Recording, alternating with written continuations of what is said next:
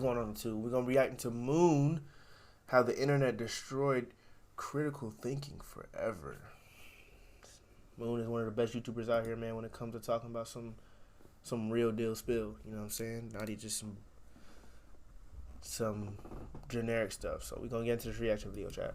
The internet is making NPCs. Everywhere you go, everybody has the same opinion, the same thoughts. No one is their individual selves. Even for yourself. You might have noticed that you might find it harder and harder to concentrate. Movies or books that could have kept you entertained for hours can barely hold your attention anymore. You might find you're more easily distracted, jumping from one bit of content to the next in seconds. And it's not just you. The internet is transforming people's brains and making them worse at critical reasoning, worse at focusing, and simply stupider. It seems counterintuitive to say the least. Everyone's walking around with 100 libraries worth of books in their pocket. Surely people having a world of information at their fingertips could only make them smarter. It's like imagining a world where everyone has plenty of food, but people are getting hungrier. It just doesn't really make sense. That is until you think about how that information is being delivered. It might be true that billions of people around the world have all of this knowledge. It's all just sitting there a couple clicks away. However, the problem is that most people aren't reading it. Imagine you gave every kid in the world a magic button. When they press it, they can pick out whatever food they want from a massive menu, and it will instantly appear in front of them. All of them would choose their favorite food, something they knew they loved and that they were familiar with. If they could keep the button, they'd end up eating their favorites for every meal. We'd end up with a lot of chocolate wrappers and empty soda cans lying all. That's a great analogy by Moon, because if you got a magic button to get whatever you want, you're gonna get your favorite things. You're not gonna get the things that's gonna make you better in the long run, make you healthier, because it don't hit your dopamine as good. It don't hit that. You know what I'm saying? You're not gonna get those vegetables. You're gonna get French fries. Like, bro, this is a great video to react to, because I wasn't even gonna react to this. It was another Moon video, bro. I was out with my dad earlier today, bro. We was going at the store, and it was Bojangles, and if y'all know me, bro, I'm a pescatarian slash vegetarian. I'm a pescatarian slash vegetarian, so I don't eat no meat, no chicken, red meat. I just eat seafood, plant-based stuff, vegetables, all that good stuff. But I still eat a little bit of dairy. I don't eat a lot of dairy as I used to, but I still dabble in it a little bit. But I don't drink regular milk, bro. If you just drinking pus, that's disgusting, bro. But no, that's your opinion. I mean, that's how you want to live. But I didn't mean to say disgusting. My bad. I didn't mean to say disgusting. In my opinion, it's disgusting. But just do the research on drinking regular milk. It's not good for you. How about that? But nonetheless, we saw Bojangles, bro, and me and my dad, we eat fish, right? They got the fish sandwiches back at Bojangles. They smack. I don't care what nobody say, they smack. And I was like, yo, I really want some Bojangles, bro. We walking out the store, Bojangles right across the street, and it's windy outside, and the fries, bro. If y'all live down south, if y'all live in the down south area, Atlanta, if y'all live in Georgia, North Carolina, South Carolina, Tennessee, y'all gonna know about Bojangles, bro. The smell of them French fries, oh my God. I was like, yo, temptation is one. I was like, temptation, and my dad was like, a hell of a drug, and I was like, absolutely, bro. I didn't end up getting it, but that's what social media is, bro. It's just temptation, and sometimes it's hard not to fall into it. That's why you gotta you gotta have boundaries with this stuff, bro. You got to, bro. Me being an influencer, whatever. I don't really like that word. I don't like that word, influence. Me being a motivational speaker, a truth talker on social media. I'm on social media a lot, but I find time to break it up, because you can't just sit all day in your bed scrolling TikTok, bro. But then I start scrolling, I'm like, bro, what am I doing with my life? And then I get up and I start working on something, you know what I'm saying? Or go spend time with the fam or something like that. As well as a lot of fat kids. And this is the problem we face today. We can choose from Google's almost infinite menu for whatever content we'd like, but most people end up choosing the intellectual equivalent of candy time and time again. Things that they know they'll enjoy, and that don't challenge them at all. A never-ending supply of content they know they'll love, delivered straight to their brains on a never-ending conveyor belt. Ever since they began measuring it in the early 1900s, IQ scores have increased by around 3 points every decade. And while IQ might not be equivalent to intelligence, it's at least strongly correlated. Whether you think it's because of better education, better diet, or a mixture of factors, we have been getting smarter. That was until a few years ago, as new studies on kids born and brought up during the pandemic have shown that their IQ has dropped an awfully large amount. One study by Brown University that is still undergoing peer approval showed that, quote, children born during the pandemic have significantly reduced verbal, motor, and overall cognitive performance compared to children born pre-pandemic. Another similar study... Bro, genuinely, I feel bad for the kids born during the pandemic. Like, late 2019, especially 2021, 2021. From 2019 to 2021, I really feel bad. And beyond, bro, because it's like, you're born in a time where you're stuck in the house. Your parents are stuck in the house. And they're like, how can I distract my kid and I can still do this? Here, Timmy, take an iPad. I see it with my nephew, bro. Like, he got a little phone to watch his, like, little YouTube videos and stuff like that. But it's like, most of the time I try to, like, if I'm hanging out with him, playing with him and stuff, try to do stuff like that don't involve screens, bro. Because it's like, you can get wired like that at a young age, bro. The influence on children is really, really important, bro. Like, it has to be a great influence because it can rot their brains literally. By Columbia University showed that in fine motor skills, general motor skills, and personal social skills, babies born in the pandemic were significantly worse off. It all amounts to decades of cognitive development getting wiped out in just a few short years. Now, the reason why is hard to say right now. It isn't because of COVID-19 itself. The study included mothers who had been infected whilst pregnant, and it didn't have much of an impact at all compared to healthy mothers. Instead, the study suggests it's due to stress. With the pressures of possibly losing their jobs, limited social contact, and moving fully online, tons of people were suffering. And parental stress is known to negatively impact the cognitive health and development of children, so it does kind of make sense. And it is pretty much a certainty, however, that the internet isn't directly to blame yet. While it might have stressed out the parents and had a knock-on effect, no 1-year-olds are posting on TikTok or Twitter, even though it might seem like it sometimes with the rise of iPad kids. The important point though is that straight out of the gate, kids are being made dumber by how messed up the world's become. Once these kids go online though, it's a different story. That's when they get thrown headfirst into the maelstrom of information and get influenced by the algorithms. We live in an increasingly online world. The first thing that lots of people do after waking up is opening their phones. It's replaced or is replacing pretty much every other medium. Bro, that's so fast, bro. I deal with that sometimes too, bro. I gotta start getting in the habit back to where I would wake up and just not go on my phone for like an hour. First time waking up. You know what I'm saying? Do whatever I gotta do. Eat, drink some water, pray, read. Like, real talk, I gotta start doing that again because, bro, it's literally like it's crazy how this little device changed the world. Of information. In short, it's the new portal into the modern world. The problem is though that the internet's a much more passive yet addicting way of consuming information. Every new headline or post you read is like a mystery box for your brain. It doesn't know what it's going to find, and most of the time it's boring. You can skim tens of hundreds of posts before you find one that actually interests you. You can idly click through the same amount of YouTube videos before finding one you actually want to watch. It's the process that matters in the end. The uncertainty of when you'll get the next hit. It's this process that drives people towards behavior far more efficiently than regular expected rewards. In studies, rats who sometimes get a reward from pushing a button are far more motivated and push the button far more often than rats that always get that reward. It's the same logic behind games, selling people loot boxes instead of just actually selling the loot itself. But what does this mean for kids brought up on these systems? When their window into the world is itself a version of the system of gambling for uncertain rewards, what are the effects? If you've seen a kid who's completely enthralled with their mum's iPad and throws a tantrum if it's taken away, then you've already seen it. This is something I don't know about y'all, bro, but if I ever tried that to my mom, throw a shoe at her because she took my iPad or my phone when I was little, even now, bro, you know what's gonna happen to me, bro? My dad, forget about it. Yo, like when they used to take my PS4, because I was sneaking on the game and stuff like that, bro. There was no ifs and buts about it, bro. They took that game, bro. It was nothing I can do. Bro. Like, it's crazy, bro. But we all know what you kids look. Come on, bro.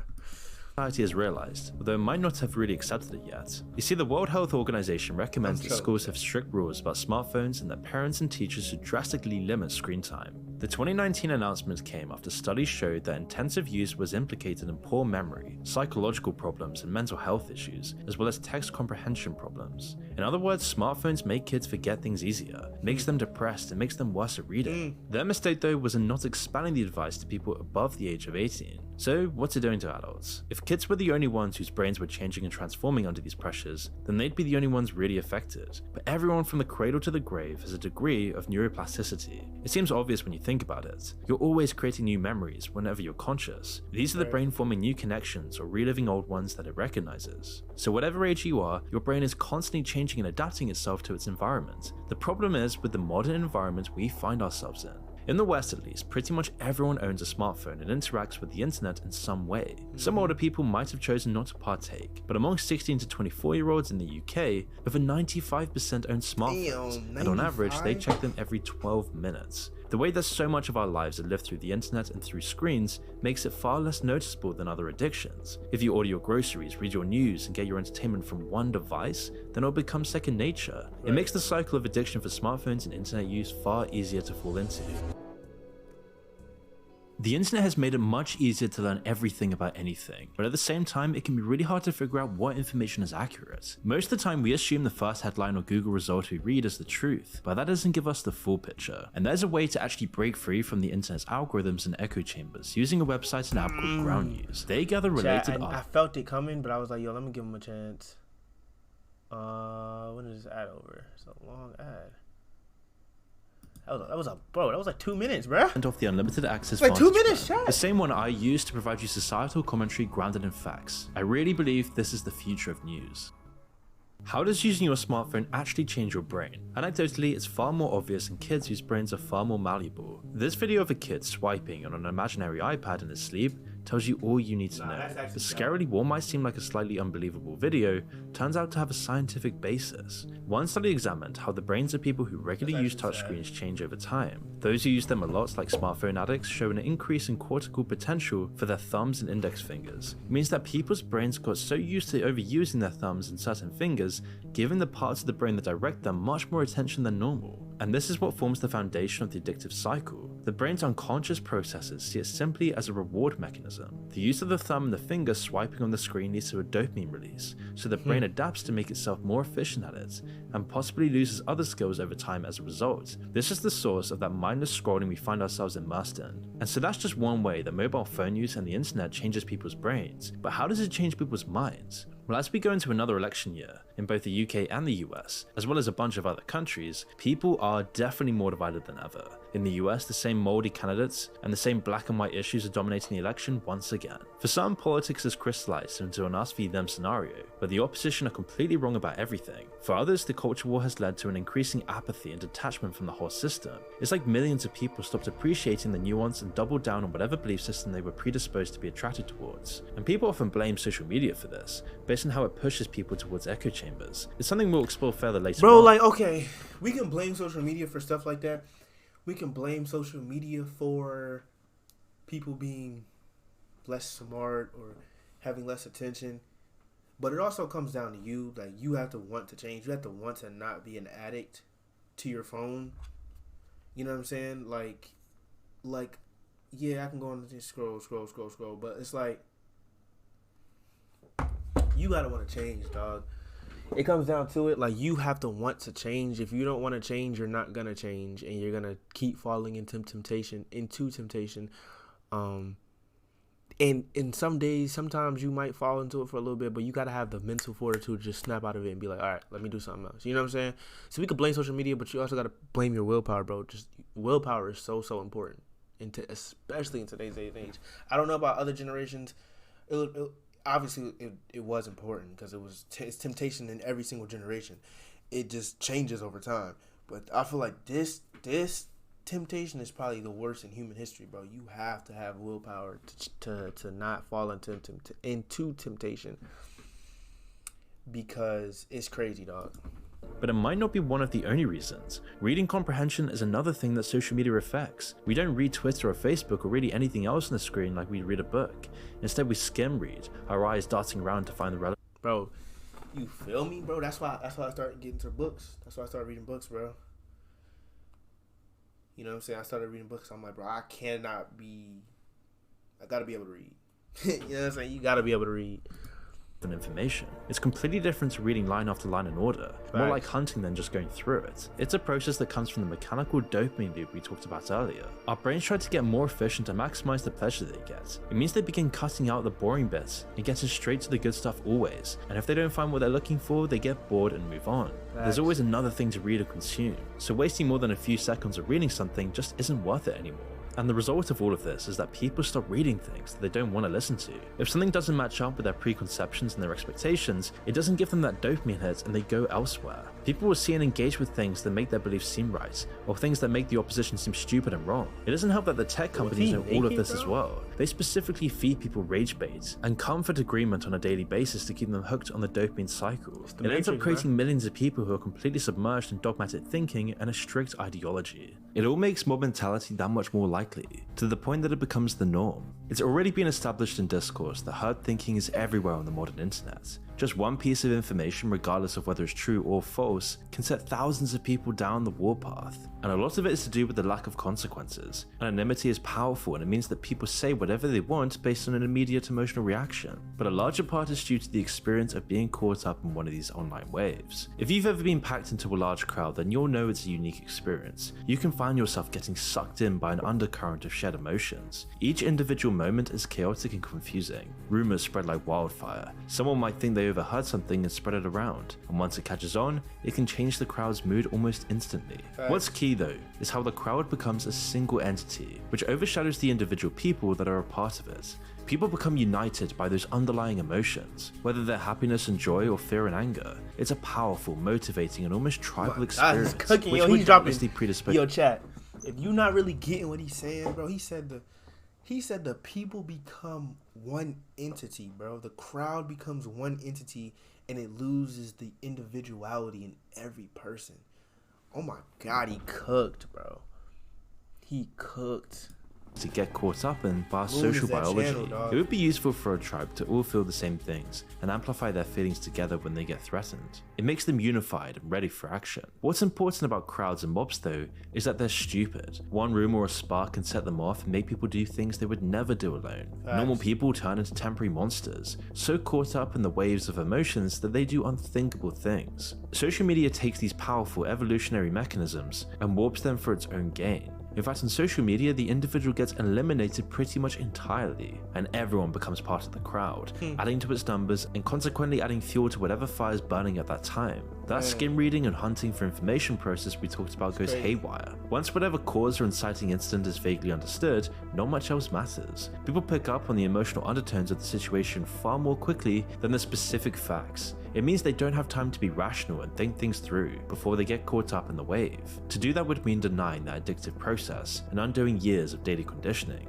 Another thing that adds to the process is where the information and discussion on a topic actually comes from. A staggering 90% of the internet is made up of what people call lurkers. People who don't interact at all. They don't post comments or even like or upvote things very often. They just lurkers. Bro, and that's the key, bro. Like, okay, if we're gonna have if we're just gonna have social media ain't going nowhere no time soon. From what I can understand, what I've done the research, when I've done the research on social media and stuff like that, bro. So, if you're gonna be on it, make money off of it, bro. I'm telling you, bro. Social media, TikTok shop, TikToks, YouTube Shorts, bro. I'm seeing people make so much bread, bro. Do it, bro. Just do it. Watch some videos, do some research, but don't be those people that watch like 70,000 videos, bro. Watch a video, watch a couple videos, do your research on it, obviously, and then just do it. And if you fail, try it again. If you fail, try it again. You can make as many accounts as you want, bro. There's no limit. You gotta keep making emails and stuff, but you can make as many accounts as you want. Keep going. Because, bro, you can literally change your whole life. You could change your family's life. You could change the fuck. Oh, that's the glasses. I don't know what the hell. You could change your family's life. You can change your life. I'm gonna put yours first. You could change your life and your family's life, bro, by making money on TikTok, making money on YouTube Short, making money on any type of social media platform, bro. Don't be a lurker. Don't be one of those people that just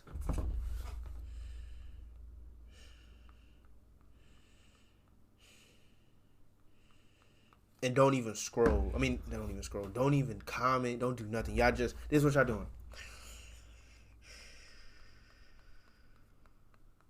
Just bots to the matrix, bro.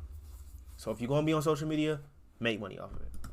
Read and absorb. What they're absorbing is left up to the other 10% who went out of their way to comment and add to the discussion. Often they'll naturally be more enthusiastic, more interested, or some of the most enraged people out there. They're definitely the ones who care the most about the topic, otherwise they wouldn't be engaging with it. This vocal minority then dictates what everyone else reads and decides the emotional undertones of the online mob. Of course, they're always generally representative of what people are actually feeling. It's just an amplified version. A good comparison would be a crowd where everyone is getting pulled along by what the most passionate 10% of people in that crowd feel. Everything about the mob mentality is amplified on social media because of this. And it's only going to get more real with the rise of augmented reality and virtual reality. And you can probably see this today. Bro, like them Apple Vision Pros, them VRs, bro. People are stepping away from reality and going into this virtual reality, bro. Yeah, we gotta be careful, dog. Gotta be careful because iRobot can become reality, bro. Hollywood these people in Hollywood are not the creator, bro. Where do you think they're getting this information from? Where do you think they getting these ideas from, bro? They're not that creative, bro. Be careful with social media habits. This might not be the case for everyone, but tons of people immediately scroll down to the comments to see how people feel. It's useful because it tells the hunting part of your brain. I do it sometimes, I can't even lie. If you see people saying things you agree with and that interest you, then the content itself is probably worthwhile as well. But something that people might not notice is that it takes away the work of deciding how you personally feel and think about something. The legwork has already been done, and you get to tap into that emotional undercurrent. That's crazy. I've never looked at comments like that, bro. But that's actually crazy. Comments can literally change your thought process on a situation just because somebody said it and you're like, wow, I agree with that. And it's cool to agree. I'm not trying to say it's not cool to agree with. It's cool to agree with people, but also have your own way of thinking about a situation too. Don't let somebody else think for you, bro.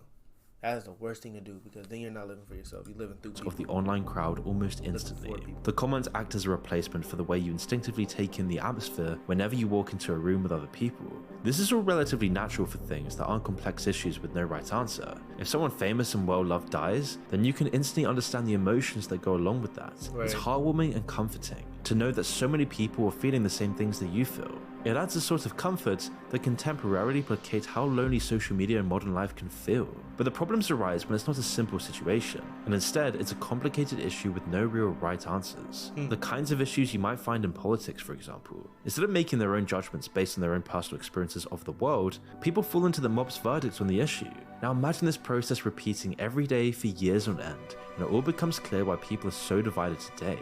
It's getting to a point where society is slowly getting torn apart at the seams as everyone turns on each other. All of these processes don't operate on everyone in the same way though. People get suckered into echo chambers based on what the algorithm sees they like, and they rarely leave them. It gives them the comfort that only ideology can grant, the belief that everything in the world is accounted for, and that there's an answer for everything. But as this happens, their worldview gets closed off and they become unable to deal with things outside of their narrow perspective. It complements the fact that people's attention spans and their ability to think deeply have been decimated by years of social media scrolling. It's much easier for these people to bury their heads in the sand than actually confront something that their ideology and their echo chamber can't deal with. On social media, that rarely happens, of course. People stay within their echo chambers, and they only see their own group's perspective. If they come into contact with the other side, it's only through a strawman argument and criticism. It all goes wrong when they go back into the real world, and the things they experience aren't being filtered through an ideological mesh. People like this end up either shutting down, or they just see other people as caricatures they know from social media. They spout the lines they've seen over and over again, failing to actually engage. That is why I think it is much harder for people nowadays to deal with adversity in their life because they're so used to, like he said, they're just so used to having thoughts made up for them. They see a controversial video, go to the comments, they see a bunch of people saying, oh, I think this, that, and the third, and they're like, okay, yeah, I think that too. But when it comes to personal experience in your life, when you step out of that, this isn't the real world, bro. This is not the real world. There are real people on here. There are real people talking about real things on here, but this isn't the real world. Like, if it wasn't for social media, I would be outside doing this, bro. But social media has made it easier to connect to multiple millions and millions of people in the world.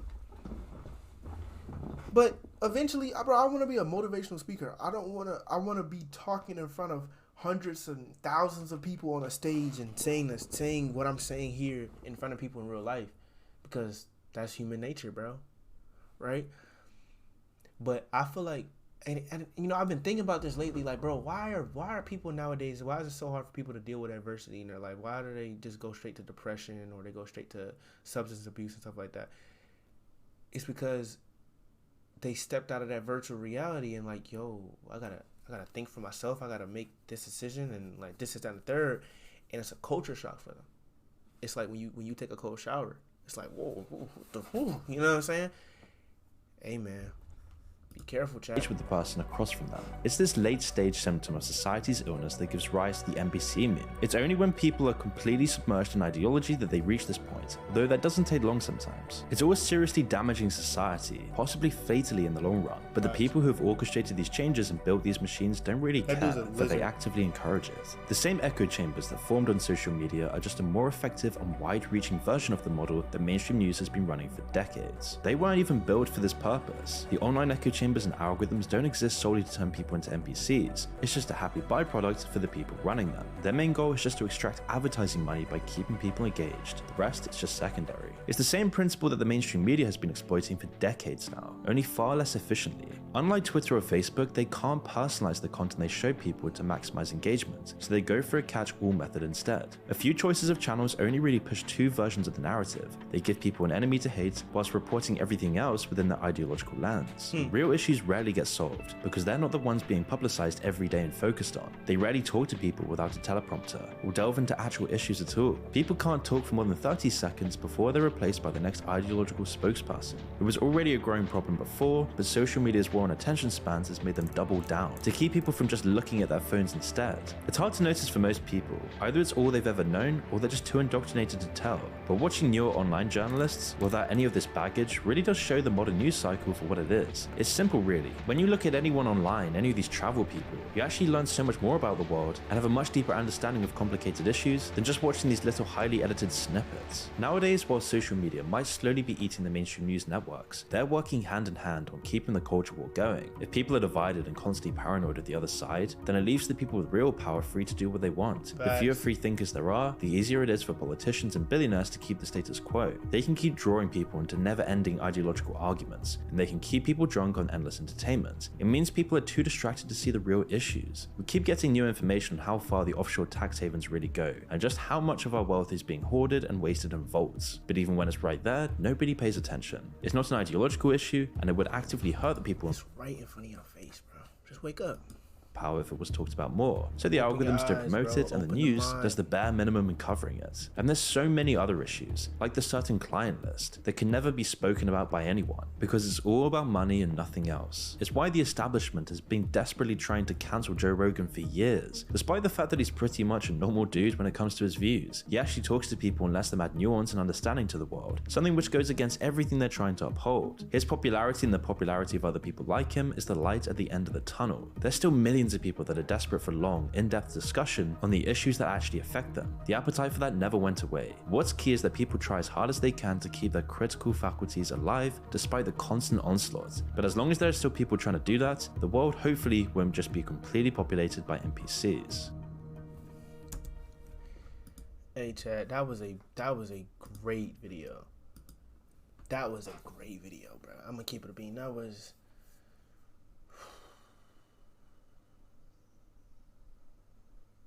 a great video, man. Great points.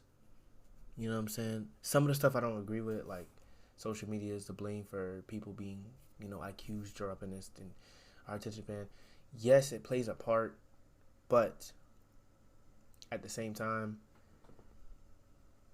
it's like you have free will. God gave us free will. We can have free will to do what we want. So you got to be able to separate the two. But yeah, man, that was a great video. If you guys enjoyed the video, thank you so much for the enjoyment. Until next time, till you open the mind, stay disciplined, or you will be disciplined. Turn that L to a lesson. Turn that lesson to a W. And she ain't get with the program, she can get the step in. I love you guys all. See you guys all in the next video. Peace.